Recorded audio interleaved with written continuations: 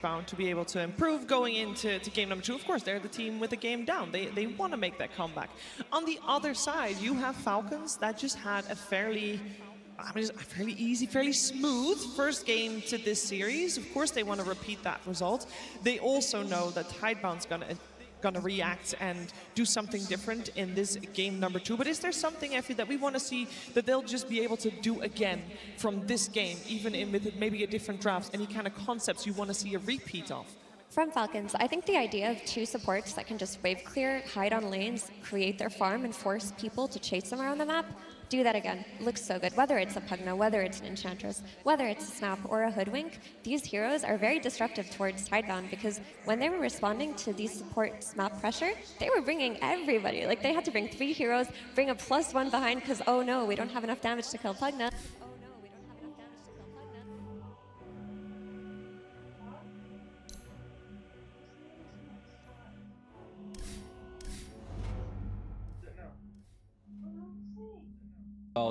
They should be ready for how Tidebound will adapt in the next game with maybe a different pick, a different ban, and just play as it did in game 1. But that's why I think when we've praised Snaking, giving him like MVP for the Pugna, he can still play chant other heroes. Why not look at Crit more? Why not look at the Snapfire, the Hoodwink? These are the active heroes that make everything feel so kind of oppressive in the game. If they're both gone, he's now...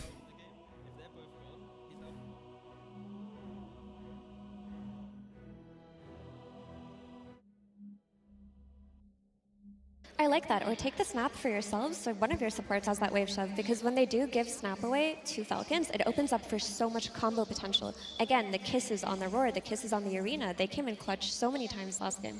Yeah, a lot of questions we have about what's going to happen in the upcoming draft, and those questions will be answered in just a moment.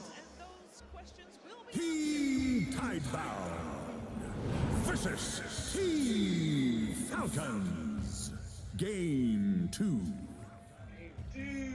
Game 2 means that if Falcons take this game number 2, they secure themselves top 6 at this international. Of course, Tidebound would like a repeat of what happened in the road to TI, where they were able to bring it back in game number 2 and 3. Let's see how they're going to attempt to do that. We have this time around Tidebound on the Radiant side, Falcons on the Dire side. On the Dire side.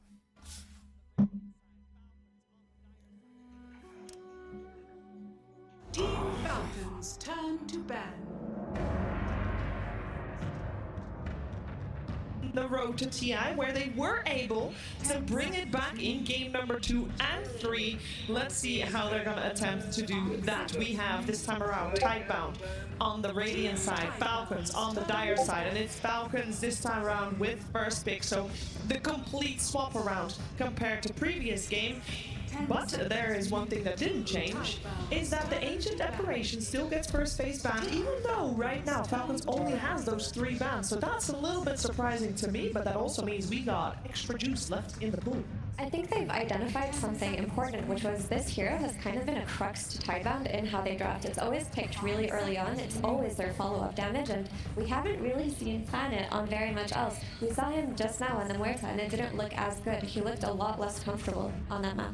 Yeah, and I think that's maybe where they should or have to look more at the heroes that you guys are mentioning too, with the Snap, with the Hoodwink, maybe something else that just makes it a little more easy, because yeah, the Muerta, it did not sell me in game 1. At least one thing that is here now for Falcons, if they do want to first pick it, which they've done a few times before, Sand King could be left open, because, you know, last game around it was banned, Tidebound went for the first pick Shaker, and they do ban out the NTS Tinker one more time, can't blame them for doing that. Yeah, and then Naga makes it through also with that ban that we've had on the Beastmaster and the Shaker.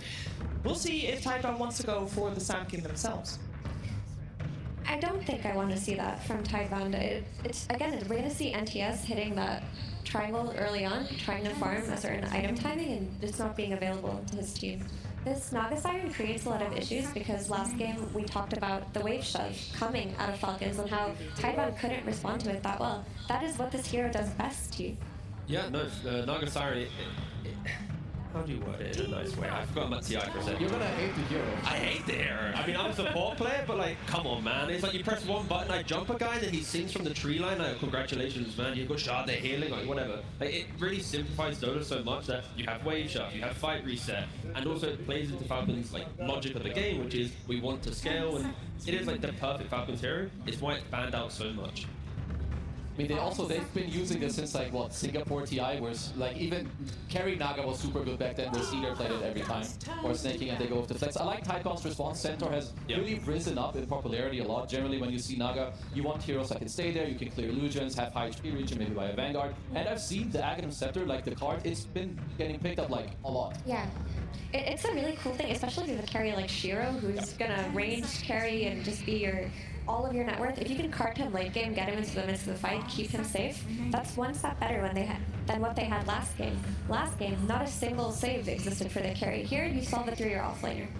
And with the laning matchup, right, the Centaur, the Naga Siren, Centaur will just be able to play the lane like Teddy's already mentioned. And I think knowing that your offlaner is going to have all this farm and doesn't need to rotate is a really good indicator to kind of a successful Taiwan lineup for sure. I want to see Shiro play Morph, if they can build a draft for it, because maybe take advantage of this AA ban from the enemy team. Make it so that it helps your draft in a way, that one of his counters are out of the pool. We've seen how good he looked when they played the Morph plus Centaur combo, as we showed us, Kazu. Yeah, I mean, that would be, I think, incredibly good for them. And like, I like it a lot when you do make use of bans. There's also, you know, there's no beast, you already banned it out. That would be good for the Morph too. Of course, we'll have to see it later, because picking it like in a vulnerable position can be very hard. I think one thing that I find like really funny to see in this draft, so Falcons last time around, they were the ones that picked out of the second phase and they took the snap. Now it's reversed. You have Taiwan that they pick out of phase, and you have Falcons that are like, Snapfire and Pugna are so good, we're not gonna let you have them. So it just shows you like the value of how highly they actually think of these heroes. Yeah, speaking of high-value heroes, though, Nature's Prophet definitely has been one and can also be flexed. And we can, of course, see it as support, but we can also see it in the hands of Shiro as a range carry. I'd like to see it as carry at the moment. Of course, the draft might change that, but just the general playstyle, Centaur doesn't care about Naga Siren. He's just going to play that lane. Nature's Prophet, good farm, you rotate in, you're now pressuring Skitter. You're like progressing the map. You're making Falcons react, and making them react in the early game, it really hurts them quite a lot. And this is the big trade-off that happens when you do expend a double support ban on Falcons. One of the most popular heroes of the tournament gets given away. We'll see what Shiro can do with it. I mean, when you talk about what Nature's Prophet does versus a hero like Naga Siren, he can just press ulti and negate a lot of the wave shove she provides. Yeah. So it's already a step up. In Falcons, for now, what they do a lot also with Sanking, I feel like they always make sure when he goes in, they give him the follow-up damage that he kills, but they also always have a hero that then allows him to get out again. So the Woodwing allows you to kill, Naga Song is going to allow you to disengage. So I really like this a lot, and they stack so much. I will talk about it multiple hundred times while we're in this tournament. But Naga Siren, great stacker, Sanking will clear it. So I like what both teams are presenting. So. But surely we should see Tidebound focus a little bit on having a lineup that can contest those stacks. Surely. Contest stacks or just be efficient on the map. So when you know they're farming the stacks, you're shoving that additional wave, you're hitting the extra tower, you're making another move to make Falcons kind of trade going for them. And already with Taiwan's lineup, they're kind of offering Falcons like, please, we know you're going to jump us, but we have the puck to coil you, the Centaur with the Agons down the line to save. Nature's Prophet, you can ignore every fight. You don't have to rotate on the map if you don't want to. You can just farm so much economy that you have BKB, Satanic, and all the big items when it matters. And they covered the puck pick by taking Disruptor, which is one of Puck's counters. Another one is the Silencer or even the Lion or Shaman that are still within the pool. But you do want to pick up that instant disable for yourself if you're up against the Puck this early. When Sanking jumps in, Static Storm, thank you very much, kill him. It's very nice. Centaur has to be the damage zone for Taiwan. That positioning is key, because of course how explosive Falcons are. If your Prophet's out of position, if anyone's out of position, they will just get 100 to 0. So what do you want here if you're a Falcons? You probably pick Skeeter's hero. I think generally when I see Centaur, you kind of want a hero that eventually will, you know, deal enough damage to kill through him, because he may buy some auras. You want like high physical damage. Generally speaking, you have heroes like Sven that are quite high up on the radar against this. Maybe because you have Naga Siren, you don't want it. Would you look more for a range hero, some gyro again? You could just go maximum map play and go Terrorblade, then you have Terrorblade illusions pushing, Naga illusions pushing, Sanking Hoodwink utilizing all of that, then find the pickoffs. When you eventually break them, then you can progress the game state. It's quite a toxic way to play, but it's the old school Tundra way, at least. That's how they won that TI. Because on this slot, they have to decide what is the most valuable pick. Because you have one pick into the bans, you have to decide later. They go with this should be an Amar bristleback. But I don't really see Speeder played. I think Amar's just so good on his heroes. There's no real reason to flex them. Is there enough damage right now with Taiban's heroes where we were... Yeah, that's pretty much it. Do they actually have any damage? Scaling, lovely. Love the scaling. Damage, not really. I think there are actually going to be big damage issues here, because Furion's going to take a while before he really packs a punch. Like, it takes him like 4 to 5 items to get through a lot of damage reduction. His biggest strength is his ability to instantly follow up on any kind of setups on the map or join and correct lanes and farm very quickly. But Bristleback also keeps tempo, will be incredibly tanky, and if a pipe comes out, who's really doing your damage early game for Typhon? Is that a reason to put that Nature's Prophet in the hands of Planet instead? I would be leaning that direction, because if not, then we're looking at a 4 position to fix the damage problems. And that's really hard. Yeah. That, especially with like Snap and other... If Ancient Apparition was available, perfect hero. Lovely. But not available. There's always a prospect of carry Doom, but again, that just does not fit Tidebound's playstyle and how they've been playing with Shiro. I would be looking, I mean, it's like what I see for Taiban, and of course they will see the ultimate lineup so they can look for, you know, the damage issues, try to fix it, but also get the carry matchup. But I also am a fan of the Nature's Prophet being a support. You do pick a new carry, so anything that gives you static, high physical damage that is gonna lane okay is what you should be looking at. If we're looking at carry, it could be like a Medusa just to try and outscale, hold the high ground. And if you want the support for Planet, I'm thinking Phoenix. Have some Sunray, you then have all this control in front of you, you then utilize that, the Shard Sunray as well with your egg. But you have the first 20 minutes with a Phoenix support could be kind of scary. You overcome that, sure, the draft's gonna really be able to play itself out. And we're still, like, regardless of what position is going to be picked for Typhon, we still want, if it's Shiro's hero that gets picked, or he gets an Nature's Prophet, we want a ranged carry. Not necessarily, more so just a hyper carry, not something like a Mercy. I mean, I was thinking that maybe they would want Ursa, but they banned it, so they're not going to get their hands on this. I think for Falcons, generally they play with 2 initiators nearly no matter what. And this time you have Amar, who's not the initiator, so I kind of He feel does like initiate, he runs in. True, he runs in aggressively. his big ass body, he's going to get in there. So I would be leaning for Falcons, you know, for like the classic speeder hero. Your DK is banned out, there's still your Sven. Is there anything else that's like strength? Maybe, you know, it might jump in for his team. But does that hero need to be more of an objective taker, or...? Not necessarily, I feel like BB is quite good. Yeah. It could be Faceless Void. True. It looks like a pretty comfortable tech, or a Baton. I like this. And heroes we don't see Shiro play, but could also be good. Again, the carry Doom or a Lifestealer. We saw Lifestealer do well earlier today. Yeah, Lifestealer is good against all these 3 cores for sure. And good against the supports as well. You can just rage through the song, you can live through the epicenter He damage. can be kited, but you have a lot of lockdowns, so I feel like the heroes around you could cover, you know, for this, right? You have Glimpse, you have some kinetic fields, you have a coil here, you have a stampede through. Does that mean that we no longer, if you wanted to see the Shiro more play, is this no longer a good game for this? I don't like it because it'll get easily outpaced by Abaddon plus Bristleback. It just looks too greedy. Okay. There's a lot of time left for Tidebound to come to the perfect solution for the last puzzle piece in their draft. I mean, I'm okay with the Lifestealer. I feel like there might be something better, but I can't... Like, I think of Lifestealer, I feel like it's good, but maybe there's like this, holy damn, you know, this one pick where everyone goes like, wow, what is this? I can't see it. We forgot about the one. The one that they're gonna pick is the one we're gonna go, oh my gosh, we should have thought about that. We'll see though, of course, this could also be a time where Blink gives a speech to the squad about what the plan is in the early game, if they do want to play this for the late game. Because I don't see any game-breaking +4s at least. Ooh, well, that is a hero. We have seen Shiro played the road to TI, and it is a ranged carry, so we like that. It's 50-50, you know, all balanced, Stigov. Yeah, they want to try and kill in the lane, right? You have Disruptor plus Shadow Fiend, the Nature's Prophet TPing as well. We're going to expect tri-lanes from minute 3, 4, very early on, and that creates the tempo. We already know that Centaur should be independent, so tri-lane Amar with 2 supports and a Shadow Fiend, get some kind of moves going your way. I don't mind it. It's very good for what it does on the lane, but I do worry that as the game progresses and these like big tanky heroes on Falcons get these harpoons and these BKBs and get on top of the SF, there's not really much of a way to fight back. Yeah, I wonder like if Typhoon can try to get off to a good start. I mean, you have the Nature's Prophet 4 who can try to offset some of the lanes, and I would also say that first Roche in this game is quite important. You want this on your SF, especially in this type of game. I do think they can make it happen. I would say they have okay lanes. You have Centaur, who should be fine in the bottom lane, which allows Planet to like kind of rotate around. So I think this early game, I got my eyes on him to like try and set up Typhoon for a good start.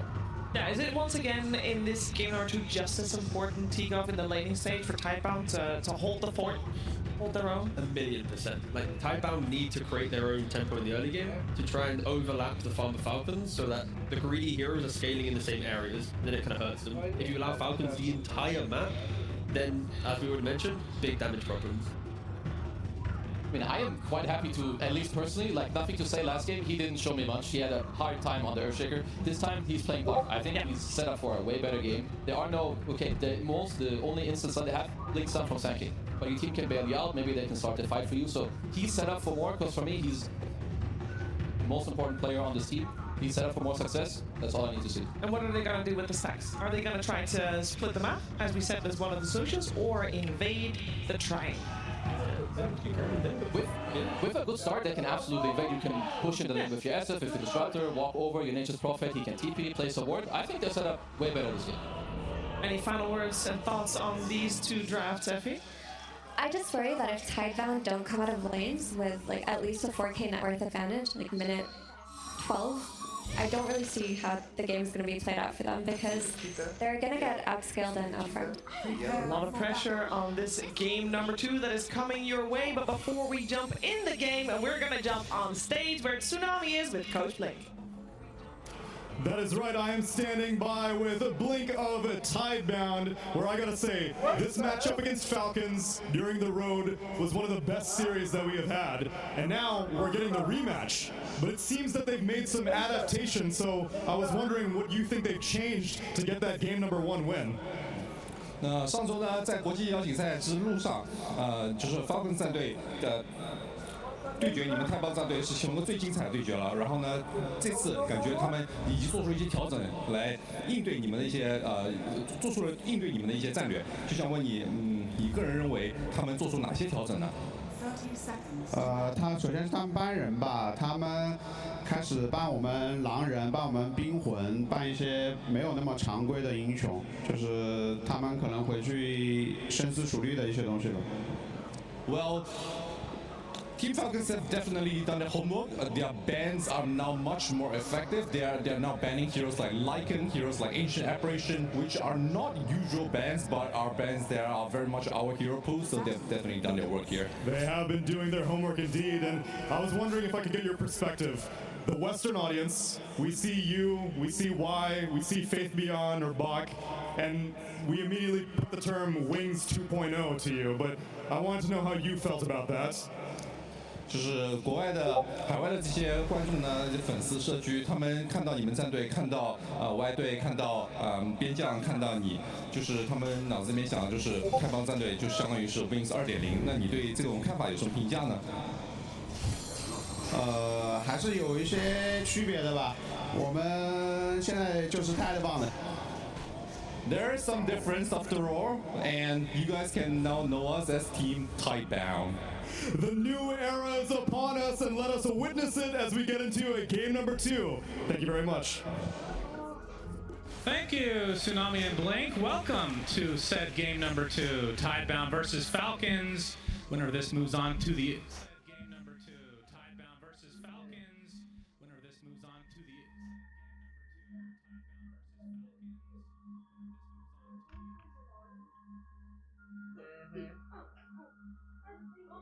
Leave Louis alone, please. You can see your bum. Leave Louis alone, please.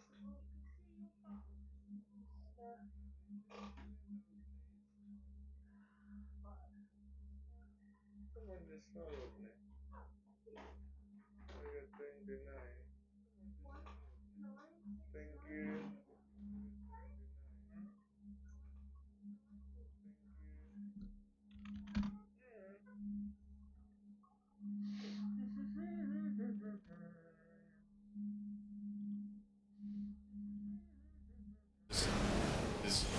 the other teams get some time to figure out how they beat you. And this break that we've had in between the Swiss and the final stage here, Falcons have clearly prepared very much so targeted at this opponent, as they should. It's their first one. You've got plenty of time to figure that out. Will be interesting to see in the future days when you have less time, how fast you will learn from the few games you get to see now from here on out. But yeah, the bans in particular really show a bigger adjustment. I would argue Falcons have made a much bigger adjustment against Tidebound than vice versa in the strategy. I'm not too surprised with what Falcons are getting to run in these games. Yeah, I completely agree. And we were talking about this the other day, the fact that historically Chinese Dota has been extremely good at late game Dota, whereas kind of in the early stages they've been struggling as of recently, but it feels like Falcons, if it does go late, they're no strangers to this type of gameplay anyway. Yeah. I would love to see a late game between these two teams where nobody is really far ahead. I think the last game, the advantage for Falcons just became way too big at around 30-35 minutes. If the game is close, the teams are going to be delivering at a very high level. So fingers crossed for that. Now, as far as the lineups go, I do think it's more likely this game that this one will be slower, actually. Effie brought up a good point on the panel about the tankiness of Falcons' cores if things go according to plan for them, but I don't necessarily think a mid-game portion for them will be that easy. However, it's also not going to be the easiest task for Tidebound to build a big lead. Because how will they find multiple successful fights where they come out far ahead against this lineup? Tough to see. You have Disengage of Naga, you've got Abaddon, who's like the hardest carry in Dota to kill. At least one of them, Bristleback off lane. Tall order. Yeah, very true. Abaddon has been extremely powerful in this tournament, and the last few months at the very least as a position 1. Nice pushback from Crit as he gets away from this potential death. See 3 members of Tidebound in the air, and that's the beauty of having the Nature's Prophet, which started out as the best hero of the patch. And where would you rate it now? Because, I mean, obviously it's always had this flex potential. It's still up high. I think it's just a very high skill hero, because, and not specifically because of the spell casting, like casting spells with Prophet is very simple, but using its map presence correctly. Yep, Amar taking a lot of raises, wants to get aggro, though pops the stick as Shiro now is the one he's pursuing, but this looks like it might be the death of Amar, but first Planet goes down. That is a huge deal, so first blood actually going to Falcons, but of course Shiro getting the kill onto the core. He's going to be at least a little bit satisfied with that. Still, it's a 3v2 situation. That's a great result for Falcons in that exchange to get the first blood and just overall trading. Even if they didn't get the first kill, it's still quite good, the circumstances, but Amar is an absolute master at Bristleback. I think one of the things that sets him apart from most other Bristles, in my opinion, is his ability to... It's small moments like that, those snippets where you just watch how he turns his hero. It sounds so basic, but honestly, if you look at his gameplay on this hero against the majority of the field, even other, like, top 5 Bristleback players, I just think he's the absolute best at these high-pressure moments where he is the target, at rotating around, getting as much mitigation as possible while still doing his output. A lot of the time, the best player in Bristle is literally standing still, like he did there. So, pretty cool to see. So what kind of build do you want to see from him this game then, with the lineup in mind? I mean, currently he's eyeing up Blade Mail. I think that's a very good choice into Shadow Fiend and Puck. I think you just want to reflect a lot here. Aside from that, Sanjay Yasha seems fine. I think BKB should be on the menu at some point. Lotus Orb could also be very good, which, you know, when I list all of Bristleback's best items and I like all of them in the game, it probably means it's a pretty good pick for that game. So, not sure I have a favorite order, but I do think Lotus, Blade Mail, and BKB should all be in it at some point. 6-minute power rune. Malraine's going to be sprouted, and will be greeted with a shield rune activating right underneath him, so we'll be bottling that up. As he's going to get the burrow. Mr. Harass nothing to say a bit, as he's sitting on 43-5 versus the 41-2 on the Puck, so extremely even in this mid lane. Is this what you would expect in a normal Puck versus Sand King matchup? Probably. The way Malrine played the lane is he just cuts waves, right? He pulls the waves together and then sandstorms them, so effectively he just trades. Maybe sometimes you can come out slightly ahead if you also integrate neutral camps well or whatever, but yeah, not too surprised to see this overall results. Is there going to be a play for the Wisdom Shrines this time? It doesn't. Well, as I say that, Malrine and Snake King are going to be greeted by Bach next to the tree line. Snake King tries to get off his ult, but it's instantly canceled. Coil is going to be expended. Malrine does not activate the ult as of yet. Tries to Burrow Strike out of the glimpse, but it's not happening. There's nothing to say. He's going to greet Snake King. Likely a death to his name is Skeeter. Now 1 versus 2. Malrine's going to try to accompany him at the moment. Snake King, one more right click will do it for nothing to say. We'll be able to clip him with the illusion orb, but the bigger kill is onto Skeeter. Malrine, though, with the epicenter, misses the Burrow Strike, but still gets the kill on the Centaur, and he takes the Shrine of Wisdom as well. So despite being outnumbered, Falcon's getting the better of that. Just like in game number 1, they get both Wisdoms minute 7. I was not expecting them to actually be able to get it this time, though. I mean, the thing is, TI14 was actually ready for that, too. Yeah, it's a pretty good showcase of some of the things the panel was talking about with damage issues, right? This support duo of Prophet Disruptor do not deal much damage in the early game, so you just run over there with your tanky heroes and with a Photic Shield, and who's going to kill them if not Shadow Fiend? You've got a bit of poke damage from Puck and Centaur that doesn't cut it, especially with Bach's skill build of 3 points and Retaliate. So, yeah, to be fair, surprised with that outcome. Yeah. I mean, that is pretty normal, though. You've got to get farm on Centaur. Oh, of course. I'm not blaming his item build or his skill build. I'm just saying you just don't have that much damage to kill the Sand King there. They kind of had to disengage when he got a Photic Shield on him, and he just pursues. As TI14 will find a nice, nifty stack that Falcons have been working on. Of course, Falcons one of the more active stackers in Dota, and Shiro even coming in to clean it up. So, very nice state there for TI14. Yeah, that's a good steal. We get to see the Centaur Helm of the Dominator. I believe he went that in the game that we cast as well. I think it does so. amplify his farm a decent amount, but this, with the 3 in return, like you said, this is going to be farm mode for Faith Beyond right now. The funny thing is we've seen a lot of uncharacteristic traditionally heroes going for the Helm of the Dominator, right? But when you think about it, it actually makes a ton of sense on Centaur, because you get HP regen, which is what he really wants in lane. You get 6 armor. This hero has very bad armor, but very big strength growth, so your EHP per armor on this hero is second to almost none, and therefore, if it is a patch for Dom, just makes sense for Centaur to pick it up. Makes sense thematically as well. With Stampede, you want more animals, aside from your teammates, of course, to be able to take part. Yeah. Such a beautiful spell. Remember when that used to stun initially when it came out? Oh yeah. Good times. That was when you peaked in MMR those 2 days. Yeah, I was ranked 6 in the world. Thank you. So I was not going to bring it up, but since you did, I will. No, I didn't bring up your ranking in the world. I just, you gained MMR. Yeah, something like that. Yeah. Malrine trying to defend this mid lane. Has that Sandstorm up, of course, with that facet that applies the blind when he attacks. Can be quite annoying to deal with. The fact that that works on towers is crazy, by the way. But it is interesting, because I can't think of another spell that works similarly like that. You can't stun a tower, can you?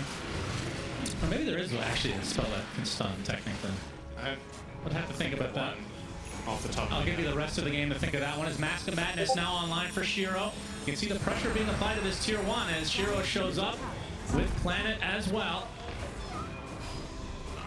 And it looks like this is going to be a nice pickoff for TI14. Will it turn into anything else, though? Malrine, he's going to be spotted, glimpsed back into the kinetic field. Nice pushback, going to slow them down a bit. Coil applied, but that's not going to really turn into much, as the numbers have come from Falcons. Skeeter leading the way. Oh my goodness. Okay.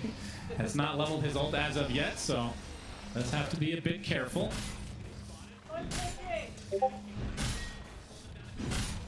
Yeah, I'm surprised they just let them have that tower. Considering you got both Wisdoms and the 2 enemy supports are level 5, you're oftentimes not in a position to just brute force like this. But a successful play call, Falcons were uninterested in bringing over the resources in. Let's be honest, if they really wanted to defend that, they could have. That was a choice. If MR TPs, I think you don't lose that. You just place the Bristle back in front, and that's the end of it. Instead, they're letting them take the mid tower, and now Bach up top as well. Decently big wave with Siege Creep too. Absolutely. If they do anything about this one. Centaur left to his own devices can certainly push to a decent degree, especially with a Helm on top of it. Not going to take up the tower for now, as there's still a siege unit on it. So this looks like another tower for TIE14, playing super fast in this game too.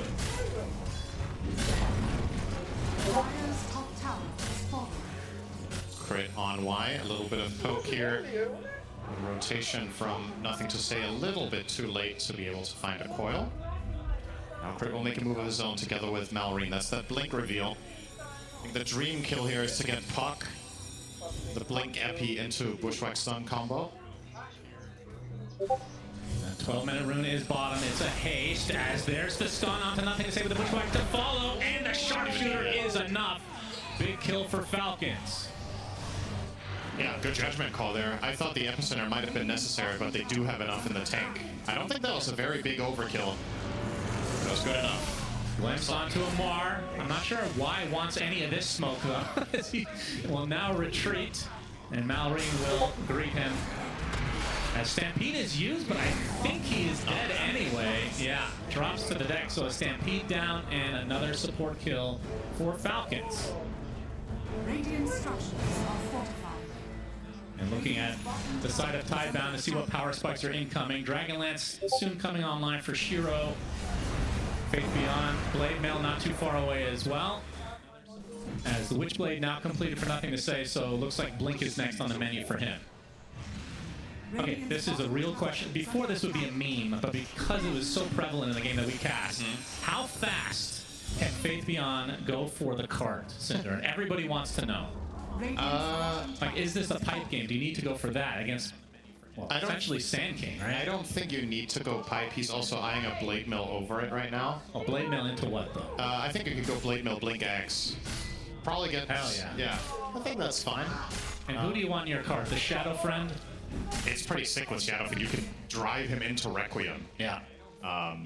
That is a very strong combination, and of course, one of Shadow Fiend's weaknesses as a hero, the panel touched upon this, is enemies, tanky heroes getting on top of you and just mauling you down. Centaur is one of the perfect solutions to that problem, because SF, he has the damage to kill those heroes if he gets to attack. That's right. And the card will ensure that. Of course, this was changed at some point, I don't remember which patch, but you're actually invulnerable in the card, not just untargetable. So you can drive through the Epicenter Sandstorm and not care, you can tank all the quills. As long as you get to sit in that card, you're all good. But you can't take somebody out of Chrono anymore. Very important change. Very relevant in this game as well, with the Faceless Void. So Blade Mail now up for Faith Beyond. There's Amar's going to make his way to the mid lane. And another stolen shrine, potentially? Oh, they might even get Shiro as a Shiro, Epicenter's coming from him. He is not ready for this one. Bushwhack to follow Stampede, but the sharpshooter is enough again. Falcons get away with murder, and the trade is a measly support. For no offense to Snake King, he actually gets off the song anyway. Even the Wrath of Nature's not. These Eclipse and the Static Storm is one, but the Illusory Orb is enough. They use everything to kill the support off as Skeeter shows up a little bit too late though. So Planet does end up trading the Wisdom Shrines, but still the bigger kill on top of Shiro. Almost survived. How is he so tanky? Well, Naga has pretty good base armor, and I think he just popped everything he had. He probably had a lot of one charges, used Polywalk Charm, Song heals, obviously, so.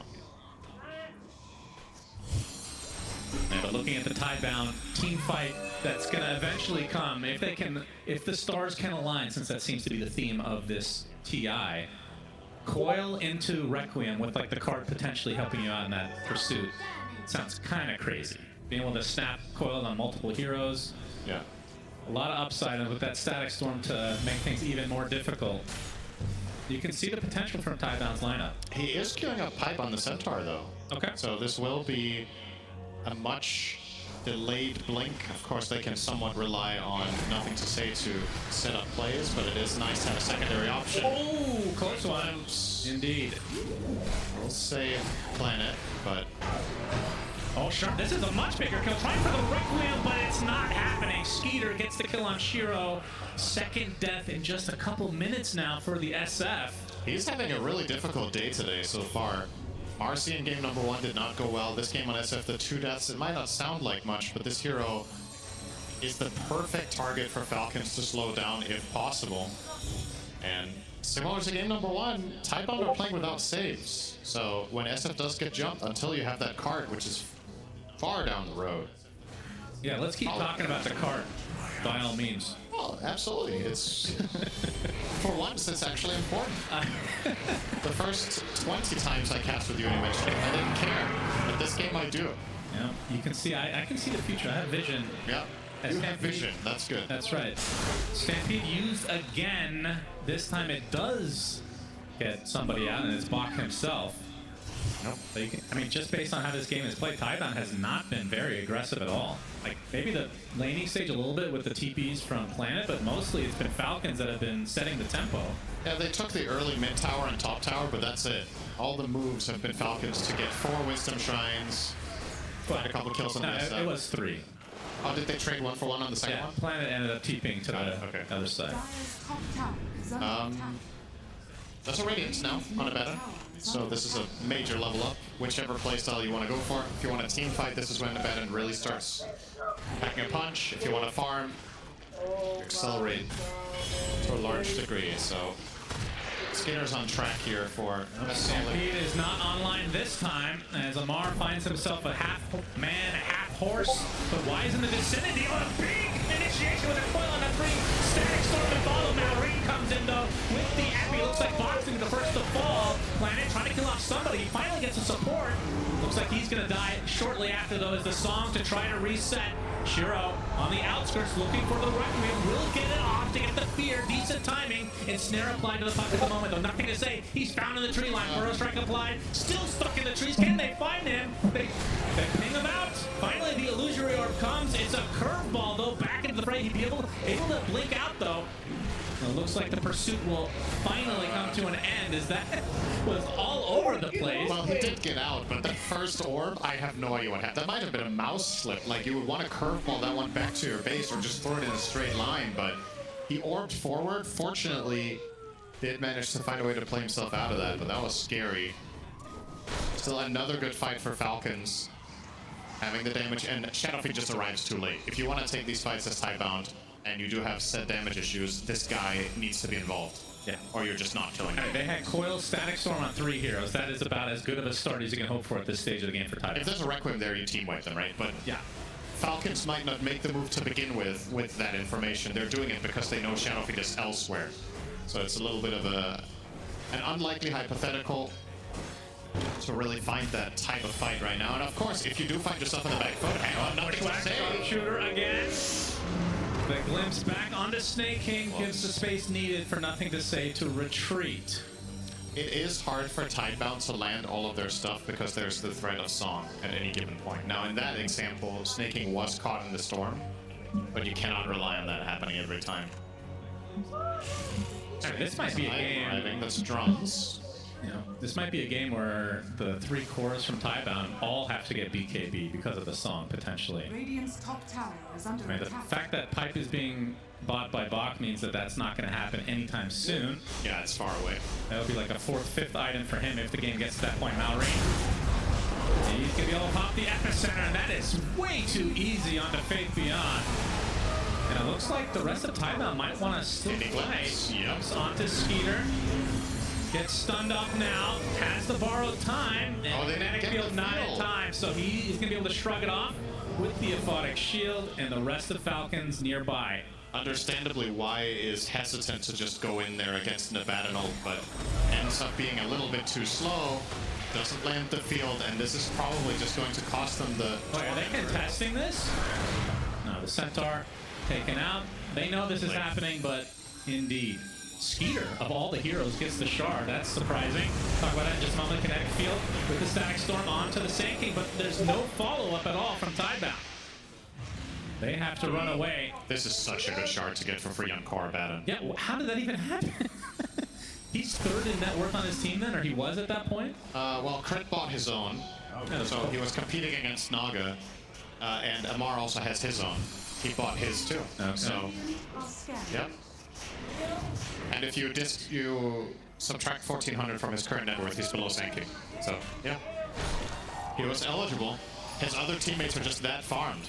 Yeah, that's pretty insane. I feel like Falcons are one of the teams that actually purchases shards a lot earlier than the average team.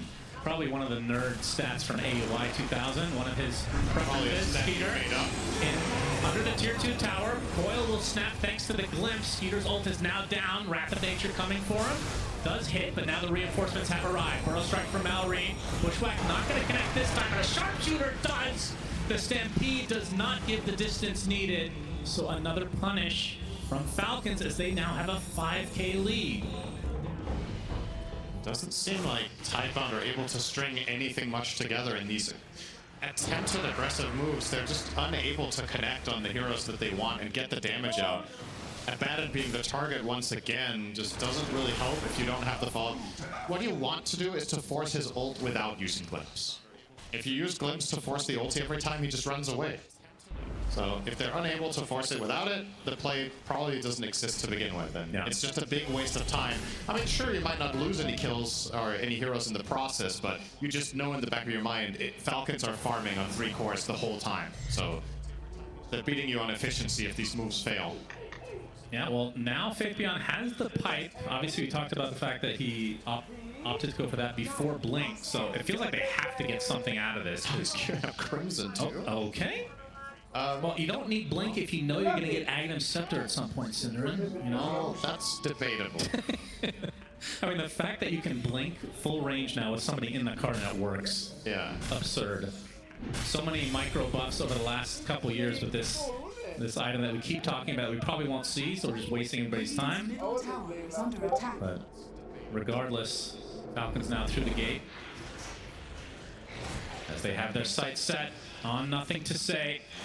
Well, they don't have their sights yet, but they have an idea. He's up here. Burrow strike finds him. Bushwhack to follow, and another sharpshooter kill for Crit. My goodness. He has 4 kills right now on the Hoodwink. There's like nothing going the way of Tidebound so far in this game, too. And this hero pairing is so good. So, Hoodwink plus Centaur, Hoodwink plus Sandking, you hit a Burrow Strike, you make sure you get the Boomerang in ASAP, you amplify all the spell damage from Sandstorm, from your other spells. He doesn't even have an offensive item in these kills. He's running Glimmer on Hoodwink, so he hasn't amped anything else than buying the Boomerang. That's good enough. Now mid tower finally for Falcons. 8,000 lead going to be on the board after this goes down. For 1 second now it's back to 7, but it was a good second. Yeah, we will always remember that. Very memorable moment here at TI. Mallory now taking some creeps away from Tidebound, working on his BKB next, not that far away. And Shiro with the 2 deaths that, I mean, it's only 2 deaths, but it does feel like it's kind of compounded from game 1 to some respect, because he was just dying constantly. Yeah, he has 9 deaths so far today, I believe. Wasn't it 7 in the last game? Something like that. Sure, we'll just go with that. Working on the Silver Edge, so wants to be able to break the Bristleback, but again, this is an off-lane hero. You still have to worry about 2 more cores that are all mega farmed. And the question is, if you break him, does he even die? He has Lotus, Pipe, and Sanj. It's a really, really tanky Bristle here, top of the net worth.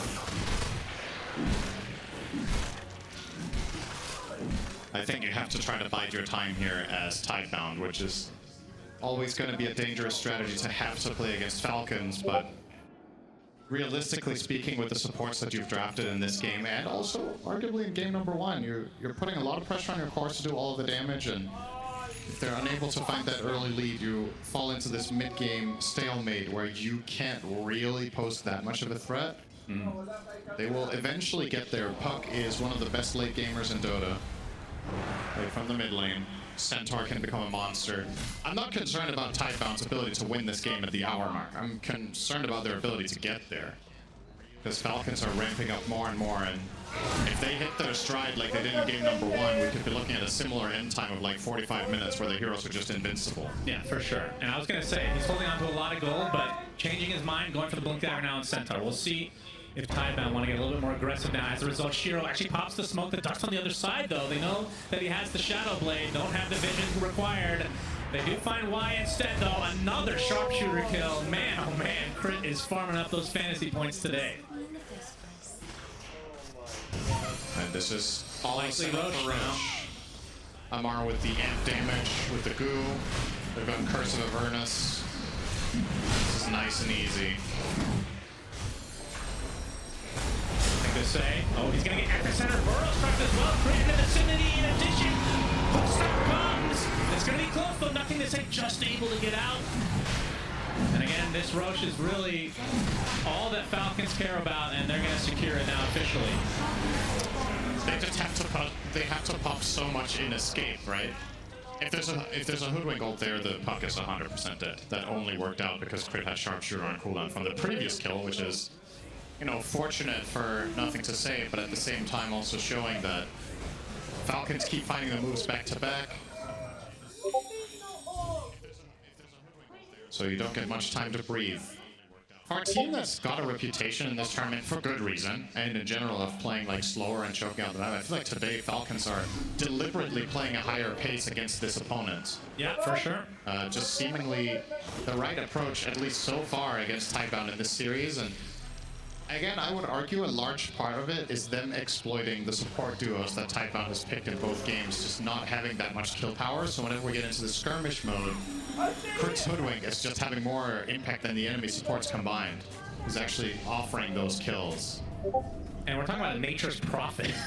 Yeah. I feel like you haven't said that statement right? The entire year. But that is definitely the case in this game, too. Wisdom again for side of they Falcons. Will take it. And on the other side, the sharpshooter makes it a little bit more difficult as Crit's going to continue to stand inside. Burrow strike a little bit too late, but at the very least, they will secure their own shrine as well.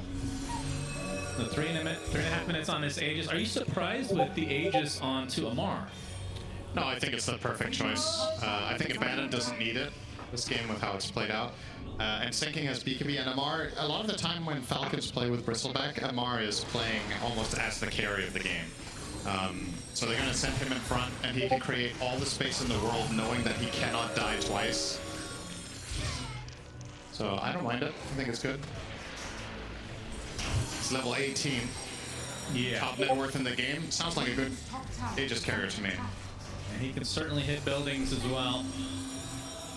Classic MR fashion, he's of course running Seeing Red. We haven't talked about that. A lot of offlane bristles like the Snot Rocket, but MR wants to get up close and personal.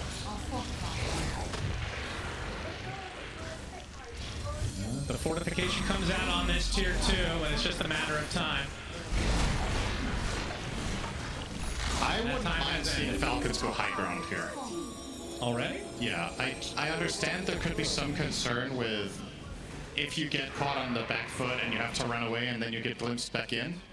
I really struggle to see the side of Tidebound killing this bristle twice. I think they can at least burn the Aegis and see how much they can get. They have Song of the Siren, Aegis, Abaddon. It's difficult to deal with them. But so far playing it safe. Yeah. They have 2 tier 2s down now. Only the bottom lane remains as Planet currently pushing that out. He's working on an Aghanim Scepter for the Prophet. So Silver Edge now up for Shiro. And like you said, this is against the Bristleback, whose top net worth has the Aegis. Will they even have remotely close damage to bring him down? That's what's kind of interesting about this game state is Falcons, I think, are... I'm not going to say they're peaking right now, but I think if both teams just farm for another 5 minutes, I actually think that's good for Tidebound. You want Puck to get to more critical mass, like get level 20 talent to start getting next damage item potentially. Currently going for Yules though, so that's not... I'm not going to say they're peaking right now, but I think if both teams just farm for another 5 minutes, I actually think that's good for Tidebound. You want Puck to get to more critical mass, like get level 20 talent to start getting next damage item potentially. Currently going for Yules though, so that's not... Like what? I need to subscribe.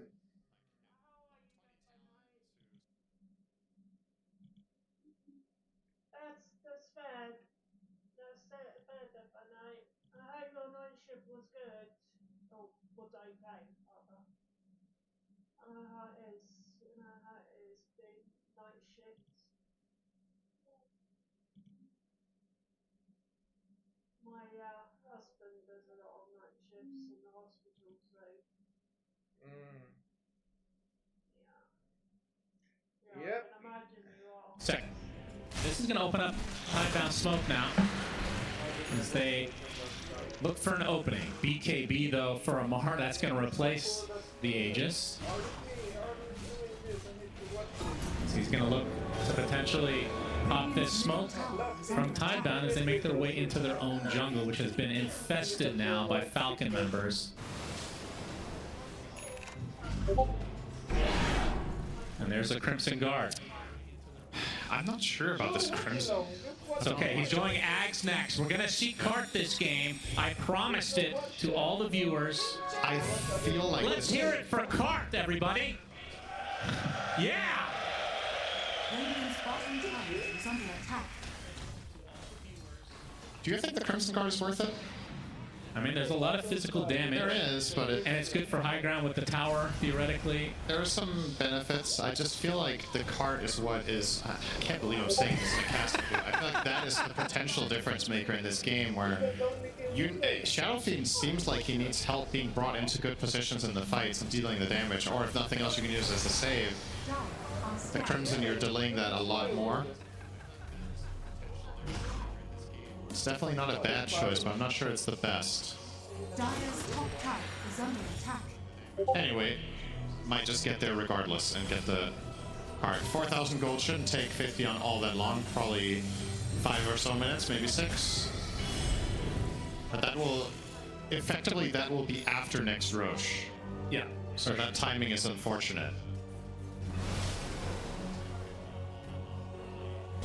Snake King's getting pretty farmed now. Has a Solar Crest with drums and Force Staff. Will be getting Greaves relatively shortly. This is a support hero, Cinderin. He has 140 CS. If we transported this image back 6 years to you, would you have a heart attack seeing that as a support? Snake King's getting pretty farmed now. Has a Solar Crest with drums and Force Staff. Will be getting Greaves relatively shortly. What do you mean? This is a support hero, Someone Cinderin. chatting on If Discord, we huh? transported this image back 6 years to you, would you have a heart attack seeing that? Look, why can I not message here in the bullet pan? I can't type anything. Because that's not the bullet pan chat. Where's the bullet pan chat? Scroll up a bit. You should see it says box. Look, why can I not message here in the bullet pan? I can't type anything. Scroll down a little bit. There, bullet pan chat. So I can push that, no? No. Take it out. Take it out. Take it out. How? Delete it. There? Wrong one. Oh. Alright, go down. Take that out. How? Oh my god, I'm gonna have to do it. Fuck. There, it's out. Why do my job hard as a mod? Why? You can put that in there. No, it has to go. Take it out. Take it out. How? Delete it. There? Wrong one. On the kick. No. It has to go in all other platform live. This one. No, that's the Twitch live. That's kick, yeah. But go to Bullet Bam. Why do my job hard as a mod? Why? You can. Hey, Bullet Bam chat. No. Go down. Go down where it says Twitch live. Go under that, and there's. No, go under that. You can't post in there. Go to where it says all other platform live. Up. All other platform live. Go to Bullet Bam. But you can't post because you haven't got permission to do it. That's fine. Why? How do I get permission? Well, you have to go into other people's streams to. To what?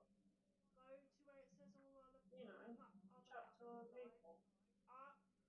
Oh. All other platform How do I do that?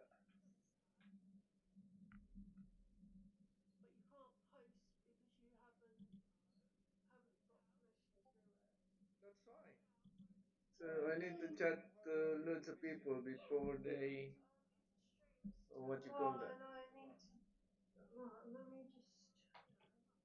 You're looking at my job as a. If they want to try to contest this, or if they want cart. What is more powerful, second Roche or cart? Only one way to find out, ladies and gentlemen. He can't afford it now. They're going to smoke. So, big moment here for the side of Timebound. Oh yeah, he's getting it on the way. Workhorse about to activate. The crowd is going to cheer so loudly when it's in his inventory. There we go! We got the Workhorse cart! Enter the cart. Nothing can harm you any longer. Now, of course, he needs a BKB to be able to use it properly. Cinderin, there's still ways to go, but the important thing is he has the cart now. You and I thought the crowd at this event was going to be cheering for kill Dominator creeps, but it turns out it's the actual Centaur. That's right. Not the dominated one. The scepter in hand, the smoke, highly uneventful, just breaks and they're not really following up on it, but the standoff begins. Now this ward that they've placed above the Roche pit here for the side of Tidebound could be really powerful, but well, if the fight gets pulled away from there, it doesn't do very much exactly. I really hope this cart does something, or else we really did a shitty cast. I think either it's instrumental or it's completely irrelevant. One or the other. It needs a polarizing result here. It needs to not be okay. I mean, we want a big play. Yeah. Or we want it to be complete. Yeah, Faith Beyond is no stranger to this, as we talked about, so we're not worried about the execution. It's more, will he have the opportunity? As Falcons, with this 14K lead, pretty massive.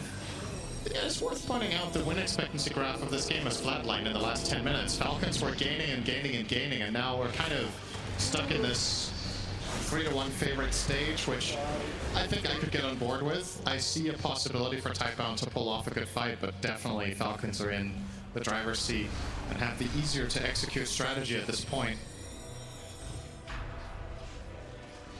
Shiro almost has Pike now, another big item for him. We're talking about his inability to hit stuff. That will help.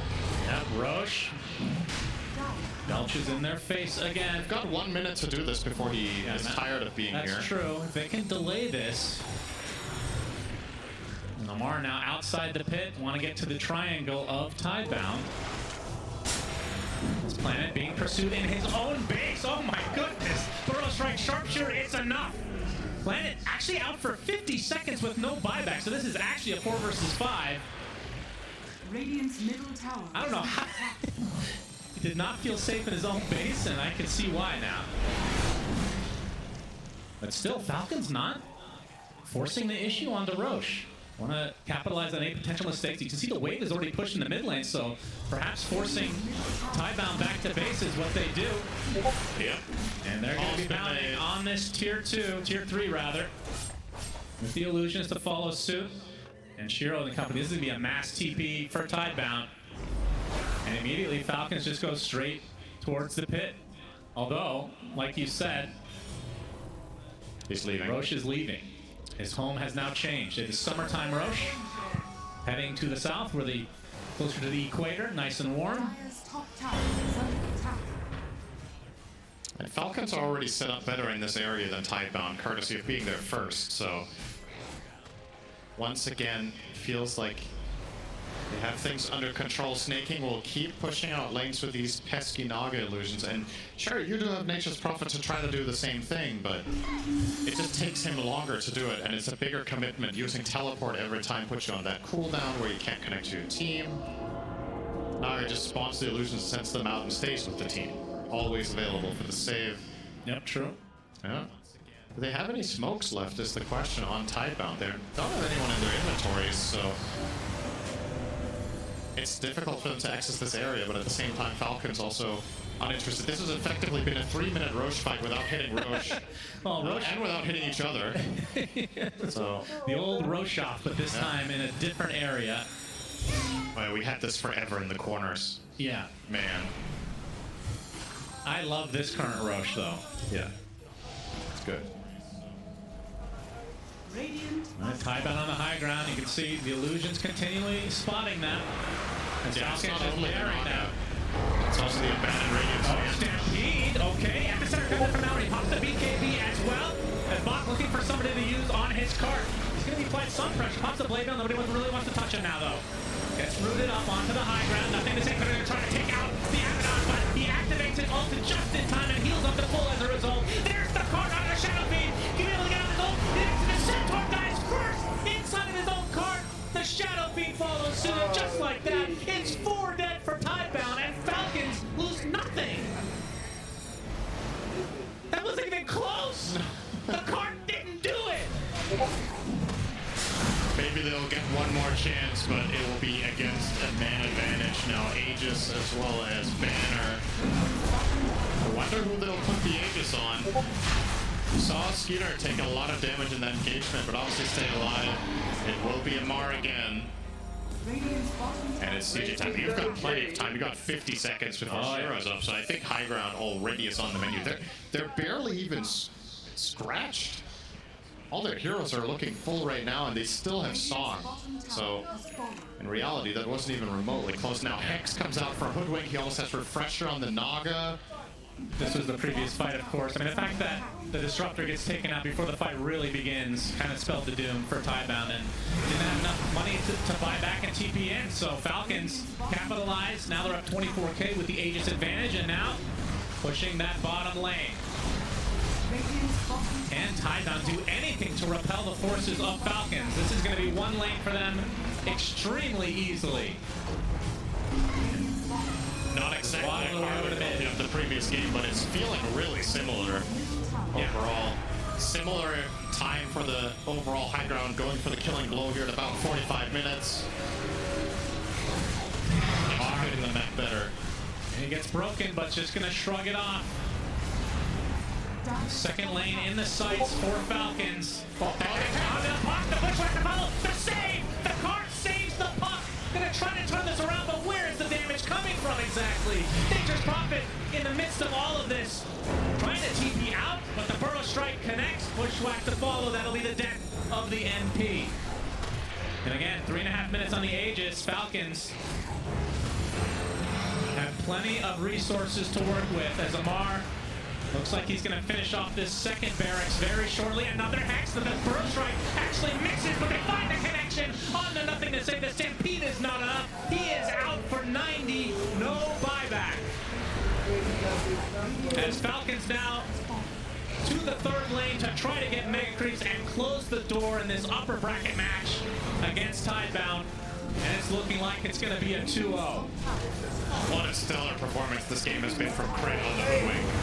Gets off the hook stop to try to break the Abaddon, but he already has his ultimate from Marcus destroyed wide. Cart onto the Shadow Fiend in retreat. They just call GG, and just like that, Falcons 2-0 extreme in this upper bracket match. And this individual game, more so than the first, not even remotely close when you look back at it. Tidebound maybe.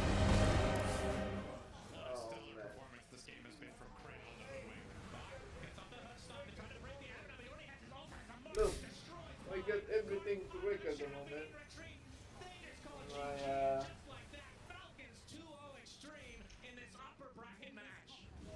And this individual game, more so than the first, not even remotely close when you look back at it. Tidebound maybe.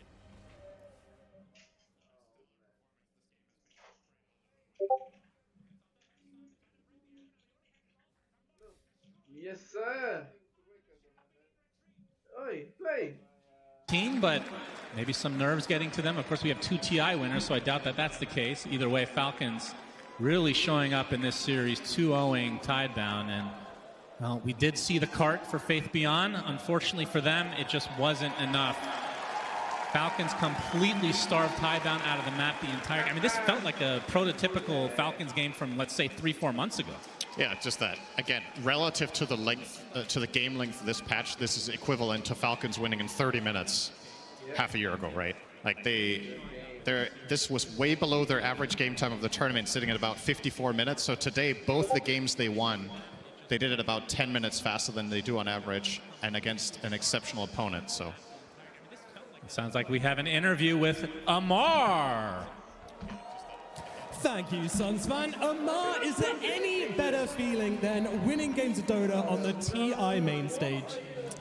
Oh, I mean, I had these games before, and winning these games are nice, but you're still looking forward for the grand final. You got your eyes on the prize then. Well, I do want to ask you, is it a little bit different this time now that you've moved into the drafting and captaining position? Is that a little bit of extra pressure? Because we have seen some pretty strong reactions from you in your longer, more stressful games. Oh, I mean, it feels nicer this time because, when you put the music in settings, it's very like all these drums. So when I'm captaining and drafting, it's a very nice feeling actually. Good stuff. All right. Well, last time you met Tidebound, it didn't go quite this well. So was there anything about the series last time that you learned and you were able to take forward and get you this pretty clean win the second time around?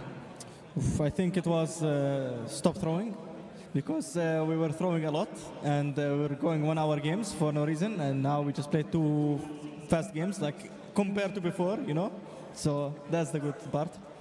Absolutely. And any word for your teammates who have done so well, and also for Tidebound, which you've now knocked down to the lower bracket? How do you think they played in this series, and do you think we'll see them bouncing back later on in the tournament?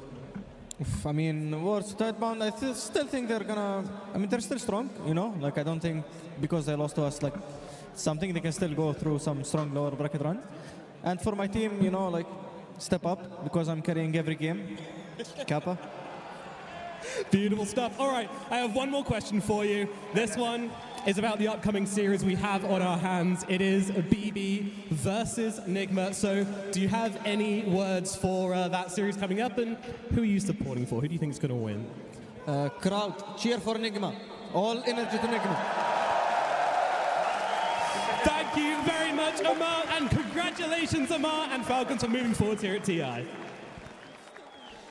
Top 6 secured for Falcons and Amar there on the main stage. And anyway, well, we'll say credit where credit's due. He might have taken this team on his back, because that was an incredibly strong performance from Amar on this bristle-back, and at times he did look like he was the carry coming into this game. I think this is a game, if we take it back to the start, Kezu, it was a little bit more smooth for Tidebound during the lanes. It felt fairly even.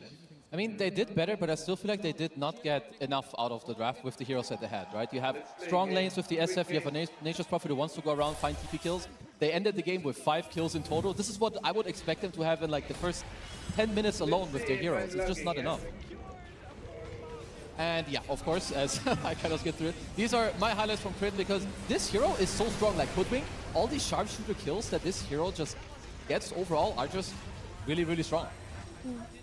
And this fight in particular was quite brutal because they got a really good static storm at some point, and it looked like there were signs of life to it, but in comes Mallory with the epicenter on the side, Abaddon tanking through everything with the Aphotic Shield, and SF was the last to join this fight because, I mean, he was just farming up his souls because he had died prior to that by a minute, and it's just way too hard to take. This fight for me was very telling of what Tidebound's game would look like. They were just going to get kited, they weren't going to have enough damage, and their puck may be a little bit slippery at that stage in the game, but that was corrected by a Hex. I mean, it felt like Falcons, they were just very proactive, right? Like around the 18-minute mark, when you are killing that Centaur, there was like a 2... overall are just really, really strong. And this fight in particular was quite brutal because they got a really good static storm at some point, and it looked like there were signs of life to it, but in comes Mallory with the epicenter on the side, Abaddon tanking through everything with the Aphotic Shield, and SF was the last to join this fight. Your turn to ban. 5 seconds remaining. It's just way too hard to take. This fight for me was very telling of what Tidebound's game would look like. They were just going to get kited, they weren't going to have enough damage, and their puck may be a little bit slippery at that stage of the game, but that was corrected by Hex. It felt like Falcons, they were just very proactive, right? Like around the 18-minute mark, when you are killing that Centaur,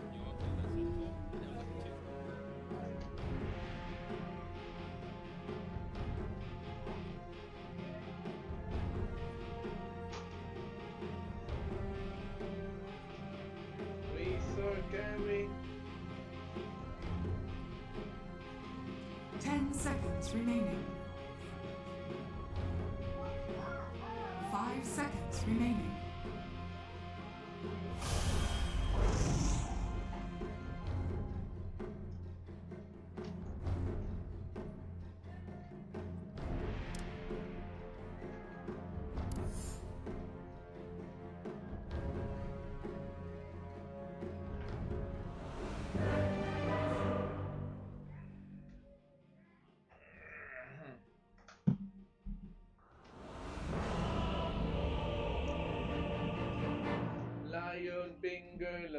gonna all dead. It's gonna be all dead.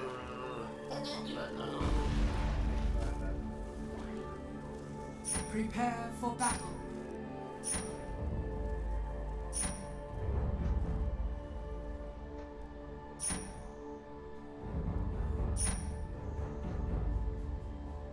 It's in the bag. 30 seconds to battle.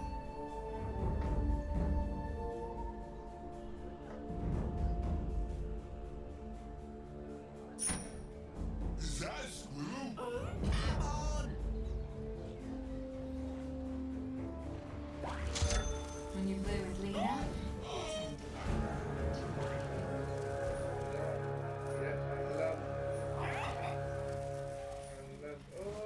the battle begins.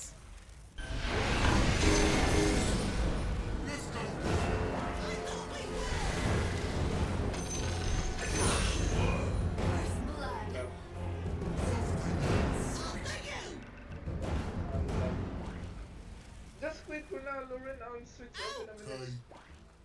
Finish this game, then you can do other things. Yeah? Let's go north. No, south. No, switch it up. Yep. I'm locked. That's why I switch it up. Then when I finish this game, What's this then thing? I switch off. Going down. Cause it was mine. And that's fine. What's wrong with that? Not today. Well, do you want me to switch off now?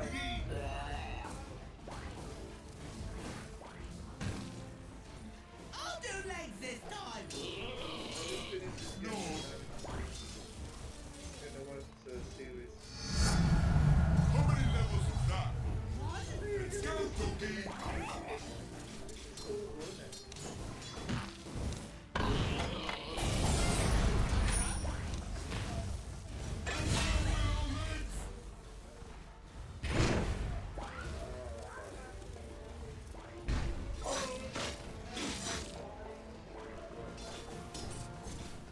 Out of my way.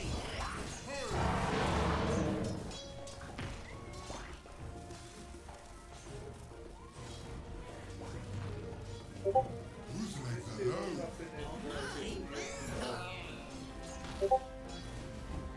You're still on. This one. I have no seeing my friend, sorry. Okay, that's good enough. I'm not locked. The thing is just probably...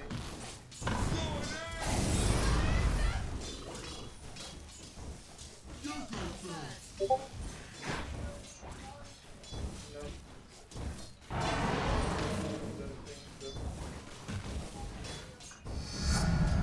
Where that funny lord I think I need to... what you call that? I need to... Let me through. kick, I need to... The Discord,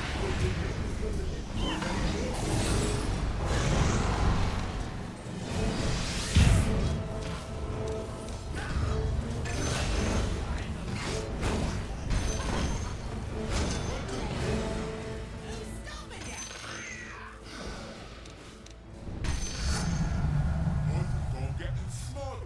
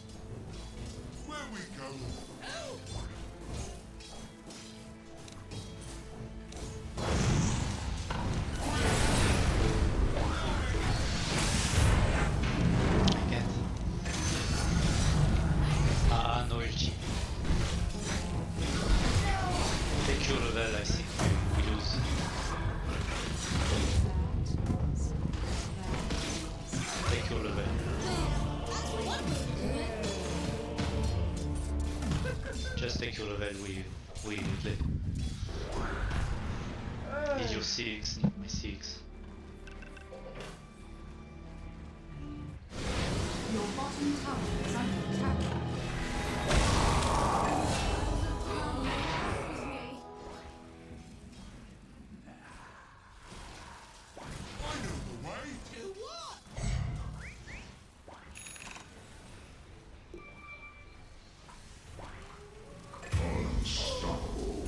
Need that? Mid?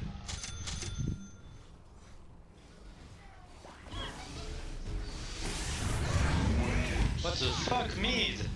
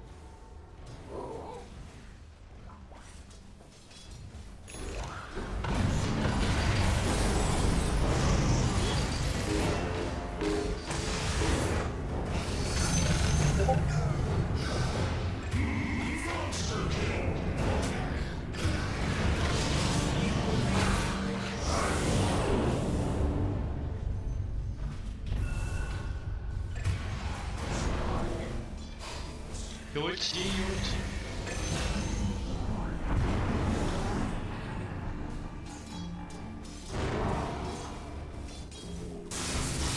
Your top tower is under attack. Hasard.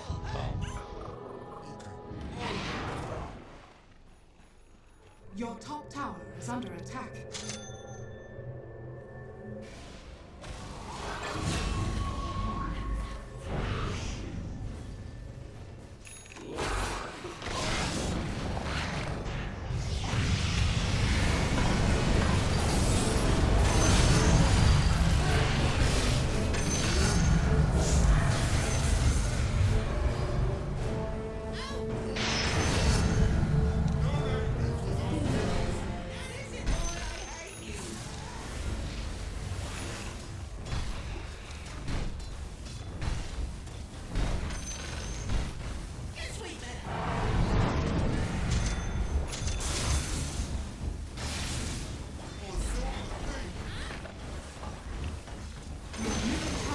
The enemy's bottom tower has fallen. I don't know, I'm not Ruskov.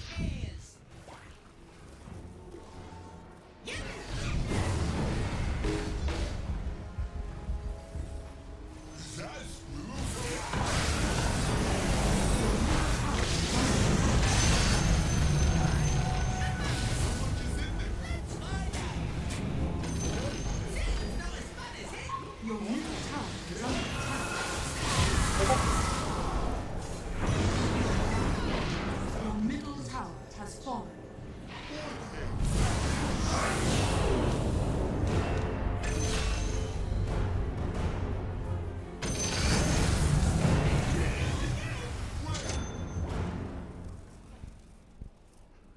This one.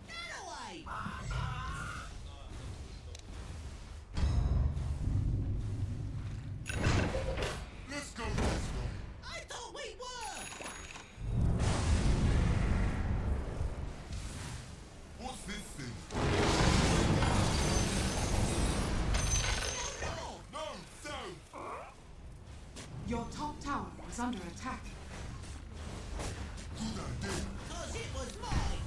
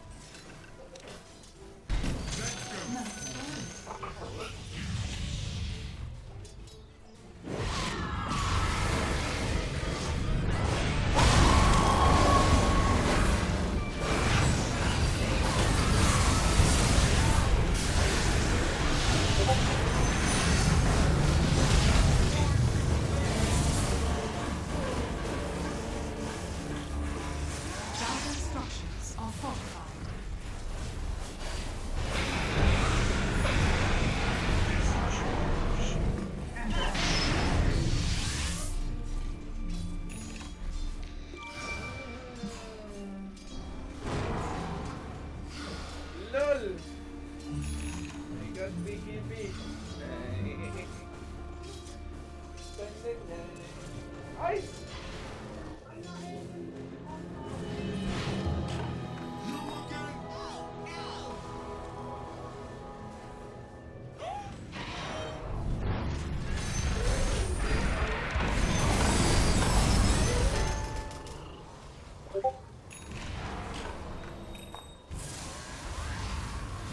Listen, No idea. let's find out.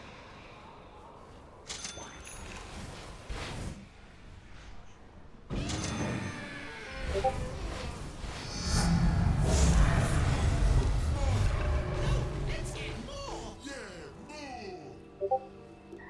Hit that road. Ow! Where Your we top go? tower is under attack.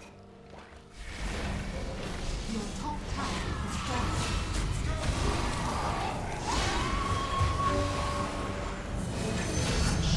Nice.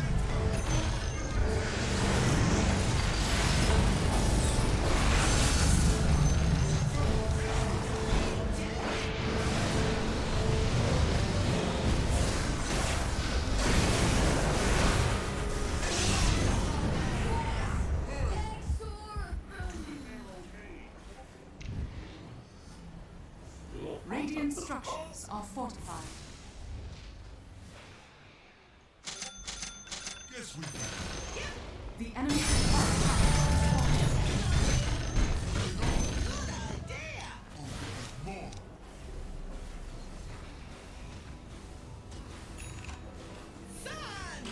Yasha.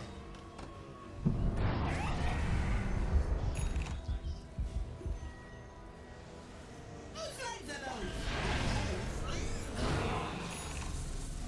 You are looking good. Thanks.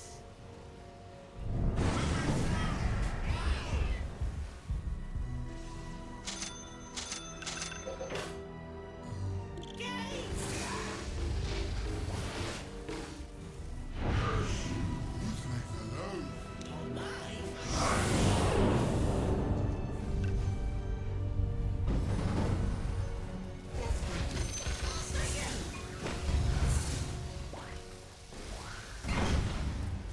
When can I hit something? Who's stopping you? That's the problem.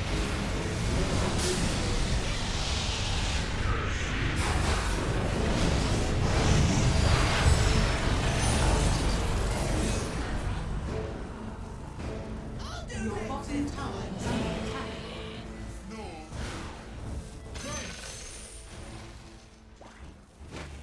Sitting's not as fun as hitting. I kinda like it. Someone's hitting me.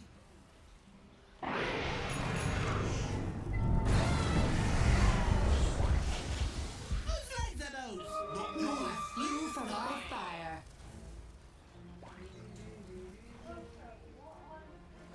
Hit that road.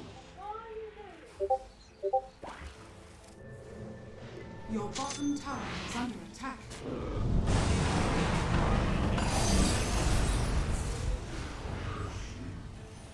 Let's go this way. I thought we were.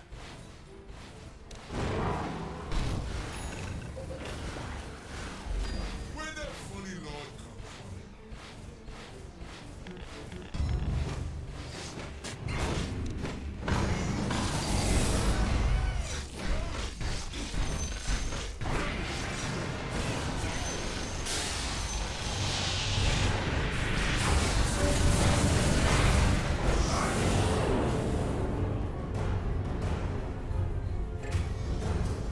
Back, back, back.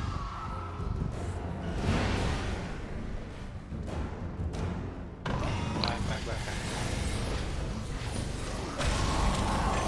Nice. Well played, well played. Be careful.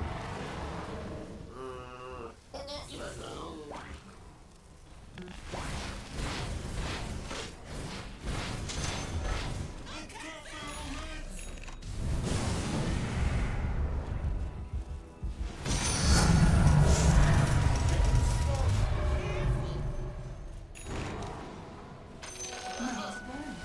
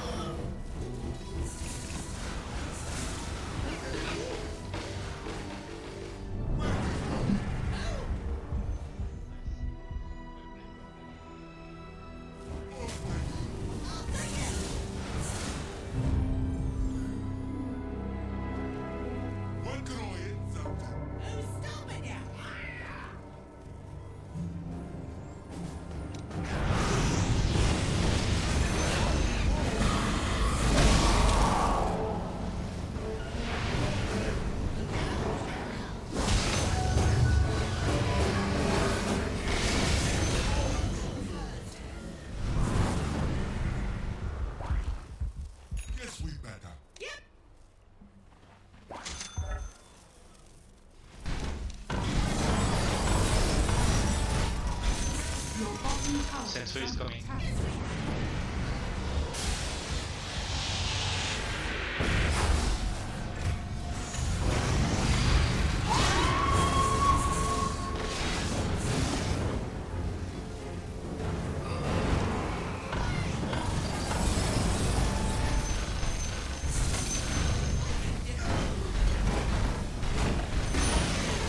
The enemy's middle tower has fallen.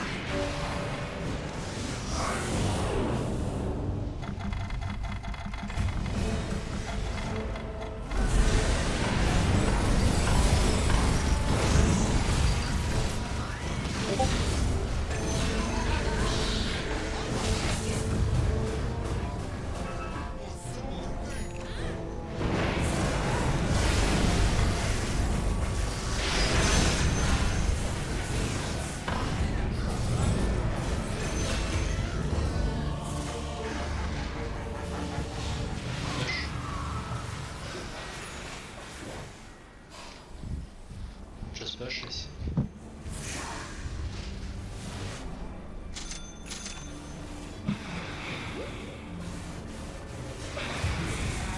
Why you push? Why you don't push?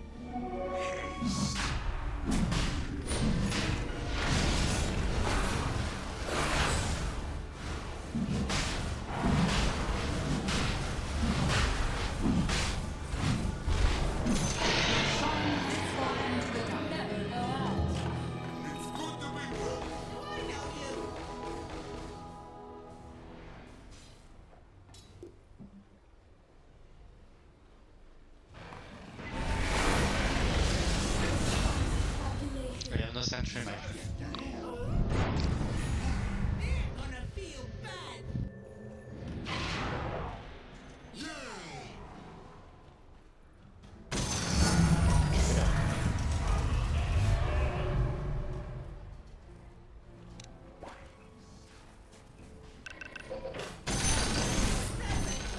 Shouldn't have.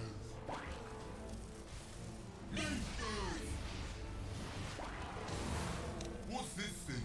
No idea. Let's find out.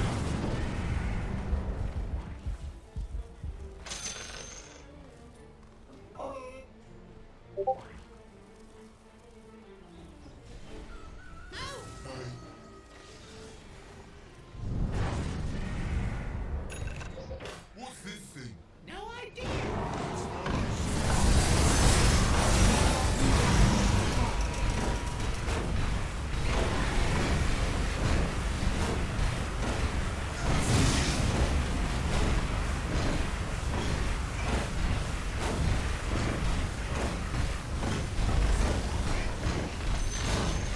The enemy's top tower has fallen.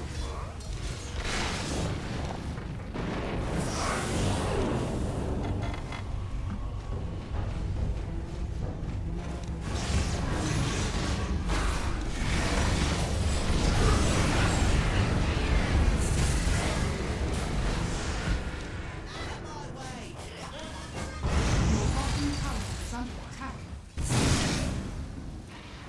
Let's go, Biggie. Your bottom tower is under attack.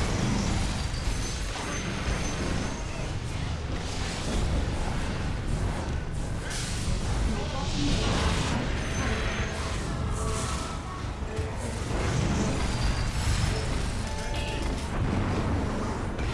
What the fuck? Why you back?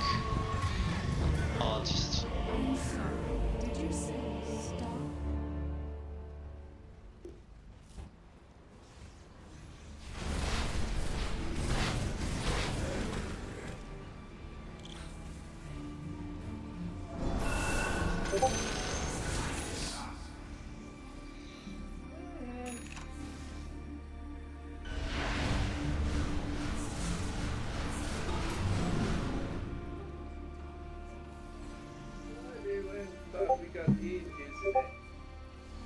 Your middle tower is under attack.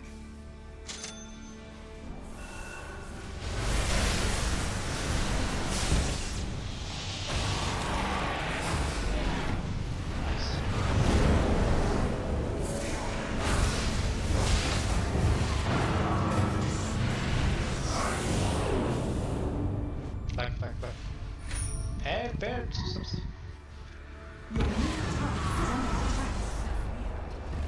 Oh. Your middle tower has fallen.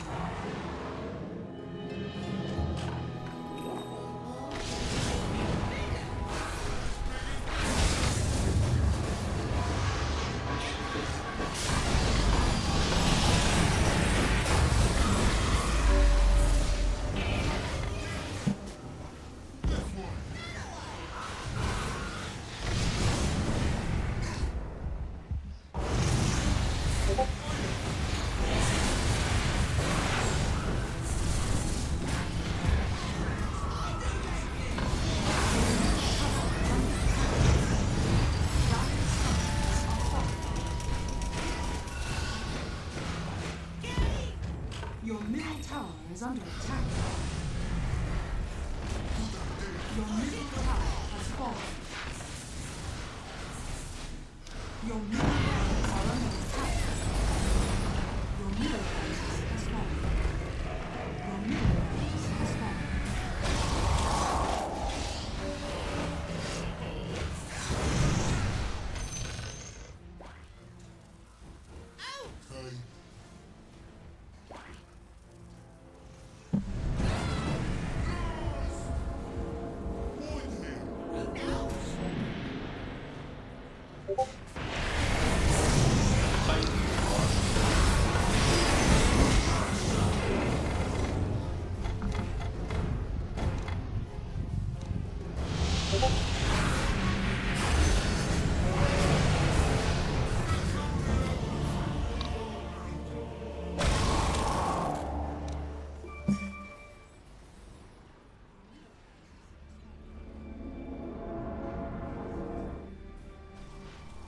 Oh, I need to change my items now.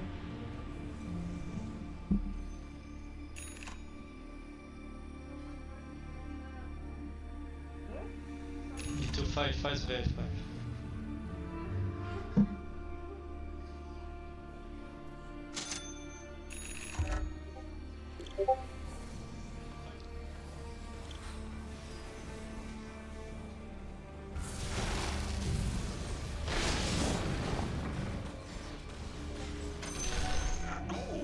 Is a great conductor.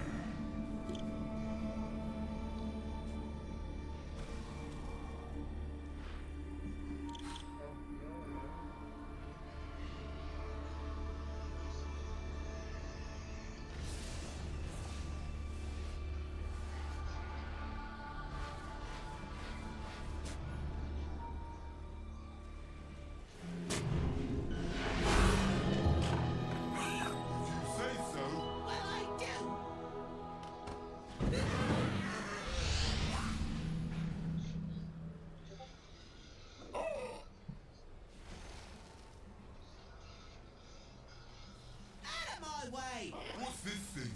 No idea. Let's find out. More time. This one. That away.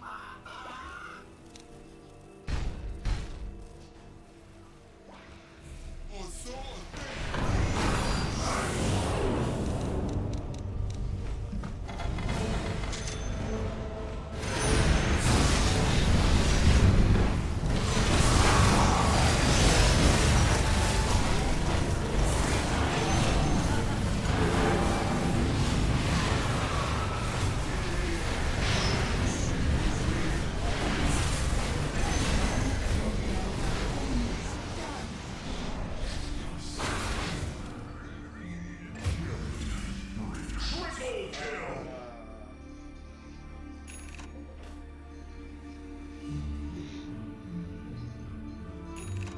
Dire's structures are fortified.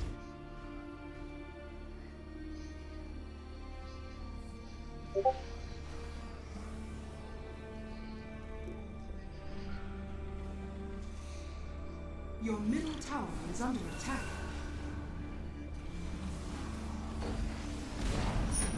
Your middle tower has fallen. Your middle tower is under attack. Your middle tower has fallen. Your ancient is under attack.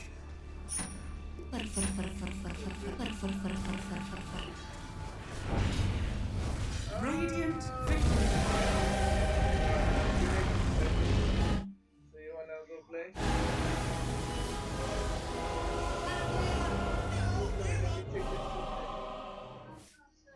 Louis, I'm not too Wilson. Just say bye bye. Bye bye. Bye. Bye. Your middle tower is under attack. Your middle tower has fallen. Your ancient is under attack. Radiant victory.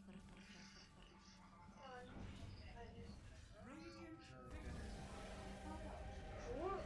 Yeah, I'm out already. I'm just thinking. I need to close Discord, I think. Louis, I'm not too Wilson. I'm out. I'm just checking now. Bye bye. Just checking my followers and then I'll follow them as well. Yeah, need to follow them. It's nice in Twitch because you can see who's following you, then you follow them as well. Yeah. Isn't it? At least I'm not stuck to 80, now I'm 30, isn't it? 30? On Twitch, yeah. I'm 42 on Kick. 42? Huh? Okay. Yeah, why? No.